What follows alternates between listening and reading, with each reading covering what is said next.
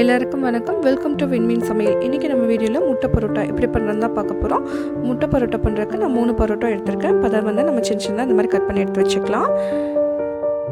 Stove on பண்ணிவிட்டு ஒரு கடாய் வச்சுக்கலாம். அதில் ஒரு 3 ஸ்பூன் எண்ணெய் சேர்த்துருக்கேன். எண்ணெய் நல்லா சூடானதுக்கப்புறம் வெங்காயம் சேர்த்துக்கலாம். பெரிய வெங்காயம் பார்த்திங்கன்னா 2 எடுத்திருக்கேன். அது சின்ன சின்னதாக கட் பண்ணியிருக்கேன். இப்போ அதை நம்ம சேர்த்துக்கலாம். எல்லாம் சேர்த்ததுக்கப்புறம் ஒரு டைம் நல்லா கலந்து விட்டுக்கலாம். இது கூடவே கொஞ்சமாக கருவேப்பிலை எடுத்துருக்கேன். அப்போ அதையும் நம்ம சேர்த்துக்கலாம். இப்போ வெங்காயமும் கருவேப்பிலையும் நல்லா வதங்கி வரட்டும். நல்லா வதங்கினதுக்கப்புறம் தக்காளி சேர்த்துக்கலாம்.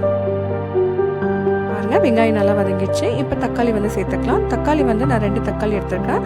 அது சின்ன சின்னதாக கட் பண்ணியிருக்கேன். இப்போ அதை நம்ம சேர்த்துக்கலாம். சேர்த்துட்டு இதையும் நல்லா வதக்கி விட்டுடலாம். வதக்கி விட்டுட்டு ஒரு மூடி போட்டு மூடி வச்சிடலாம். ஒரு 2 நிமிஷம் போல் இருக்கட்டும். 2 நிமிஷம் கழிச்சு ஓப்பன் பண்ணி பார்க்கலாம்.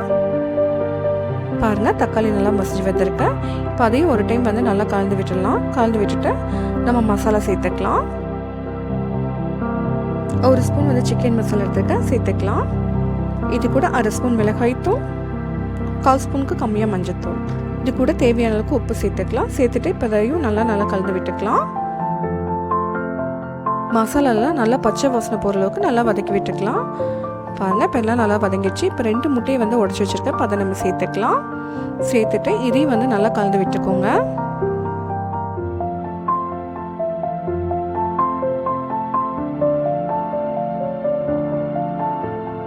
பாருங்கள், இப்போ எல்லாம் நல்லா வந்துடுச்சு.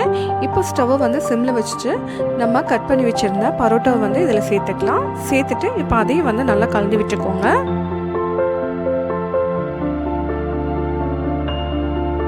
பாருங்கள், மசாலாவோடு நல்லா கலந்து விட்டுக்கோங்க.